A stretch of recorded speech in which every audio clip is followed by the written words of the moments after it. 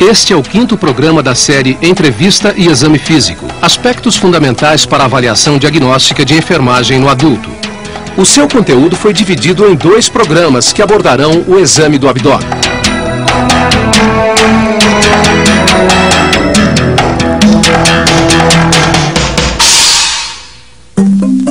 O exame do abdômen exige que a enfermeira planeje as condições ideais ao desenvolvimento do procedimento, de modo a garantir o conforto e a segurança do paciente.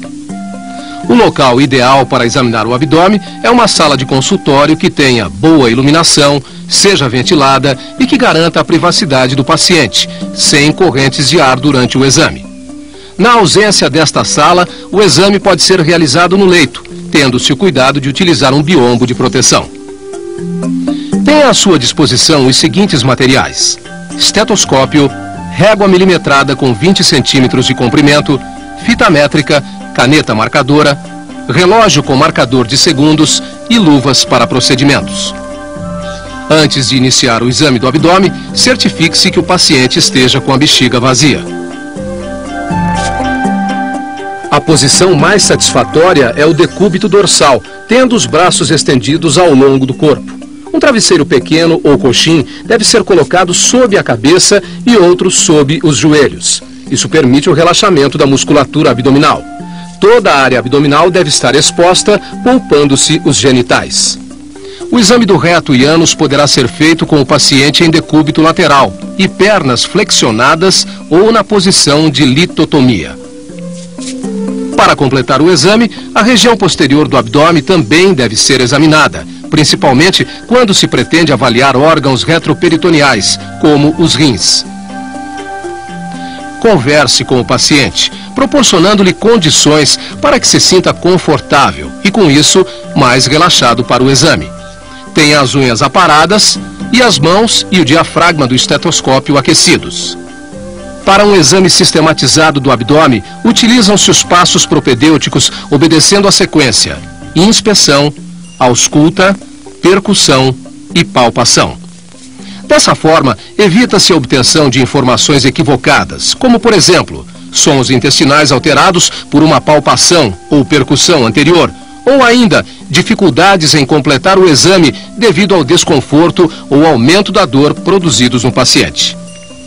Antes de tocar o abdômen, solicite ao paciente que aponte para qualquer ponto ou área dolorosa ou sensível. Os locais indicados serão examinados por último. Durante todo o exame, acompanhe as reações do paciente manifestadas por sinais faciais de dor ou desconforto. Conserve mentalmente a imagem da topografia dos 4 quadrantes ou das 9 regiões. Tente associar os achados aos possíveis órgãos em cada quadrante ou região. Observe a superfície abdominal quanto à forma e contorno, simetria, características da pele e ocorrência de movimentos visíveis na parede. Inicie mantendo-se posicionado em pé e à direita do paciente. Entretanto, para melhor visualização do contorno da parede abdominal, bem como na procura por peristalse visível, procure sentar-se ou abaixar-se de maneira que consiga perceber a tangencialidade da parede.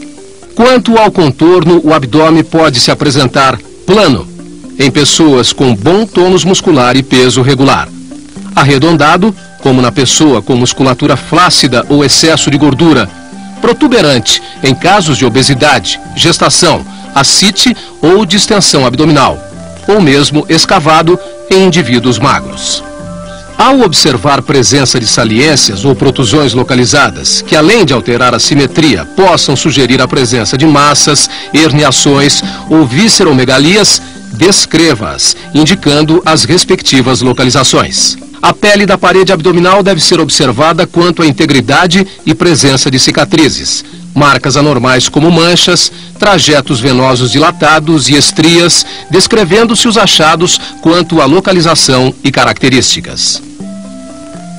A cicatriz umbilical normalmente está localizada na linha média e é invertida, podendo apresentar-se plana, evertida ou com sinais de inflamação ou hérnia. Condições como gestação, ascite ou alguma massa vizinha podem causar a protusão do umbigo.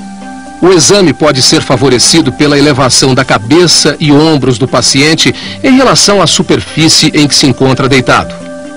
Procure observar se, com essa manobra, a protusão torna-se mais evidente.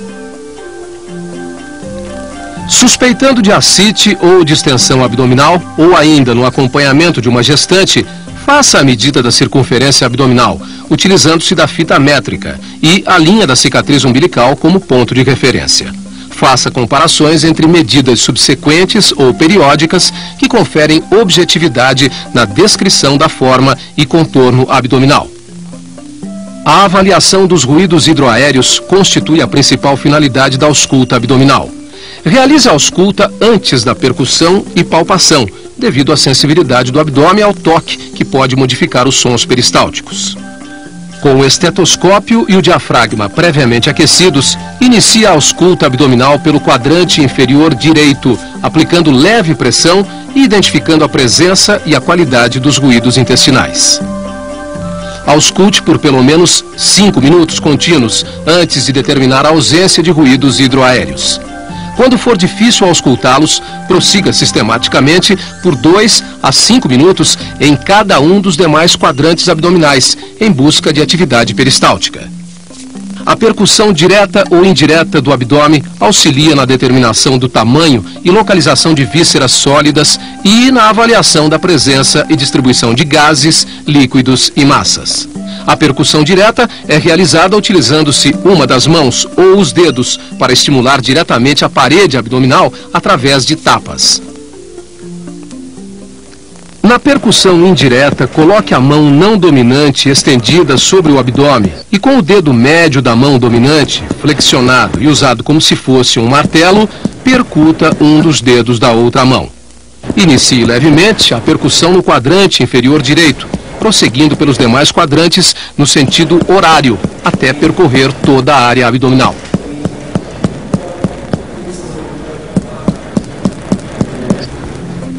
Os sons produzidos pela percussão são descritos como timpânicos ou maciços. A distribuição ou as eventuais mudanças nesses sons determinam o tamanho e a posição dos órgãos e do conteúdo intraabdominal. Em geral, predominam sons timpânicos, definidos como claros e de timbre baixo.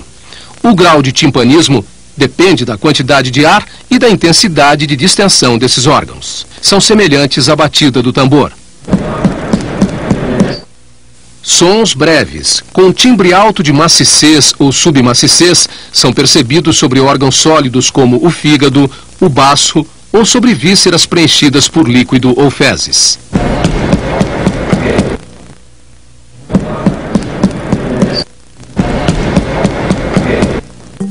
Ao percutir um paciente com abdômen distendido, que apresenta hipertimpanismo difuso, tenha em mente a possibilidade de uma obstrução intestinal.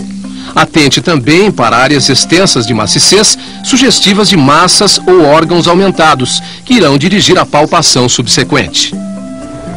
A presença de submaciçez em ambos os flancos, num abdômen protuberante, sugere ascite. No entanto, é indicado um procedimento adicional a fim de confirmar o achado. A palpação abdominal é realizada através da palpação superficial e da profunda, que auxiliam a determinação do tamanho, forma, posição e sensibilidade da maioria dos órgãos abdominais. A palpação permite identificar a existência de massas e acúmulo de fluidos. Os 4 quadrantes devem ser palpados em sentido horário, reservando-se para o final do exame aquelas áreas previamente mencionadas como dolorosas ou sensíveis. Pressione delicadamente a superfície abdominal, aproximadamente 1 centímetro, com movimentos suaves, evitando golpes súbitos. Dessa forma, obtendo o relaxamento do paciente, determine as condições gerais da parede abdominal, identificando grosseiramente massas ou órgãos superficiais, áreas de sensibilidade dolorosa, reconhecendo uma possível contratura muscular reflexa. Se for identificada uma resistência muscular, é necessário distinguir entre resistência voluntária, chamada de defesa, e a contratura muscular involuntária, característica da resposta inflamatória do peritônio. Para distinguir melhor, tente técnicas de relaxamento, incluindo o aquecimento das mãos, e realize a palpação durante as expirações do paciente com a boca aberta. A palpação profunda é usada para delimitar mais precisamente os órgãos intraabdominais e detectar massas menos evidentes. Com o paciente respirando pela boca, deprima a parede abdominal em profundidade a cada expiração, com maior pressão dos dedos, procurando perceber tamanho, forma, consistência, localização, sensibilidade, mobilidade e pulsações de órgãos ou massas. Na avaliação de dor abdominal sugestiva de irritação peritoneal, pesquise o sinal de descompressão brusca dolorosa quando alguma sensibilidade dolorosa já tenha sido identificada pela palpação superficial ou profunda. Evitando as áreas mais dolorosas, aplique compressão lenta e profunda no abdômen. Subitamente suspenda a mão, soltando a parede abdominal. Observe as reações do paciente e peça-lhe que compare a intensidade da dor sentida durante a compressão com aquela sentida na descompressão. A dor intensa e aguda, descrita como lancinante ou enfacada, devido ao rebote de estruturas internas contra um peritônio inflamado, caracteriza o sinal de descompressão dolorosa.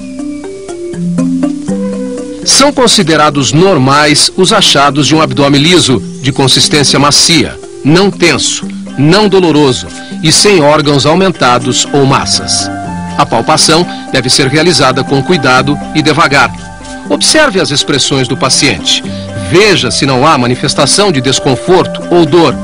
Todos os achados da palpação abdominal, subjetivos ou objetivos, normais ou anormais, devem ser associados com os achados da percussão, descritos e registrados.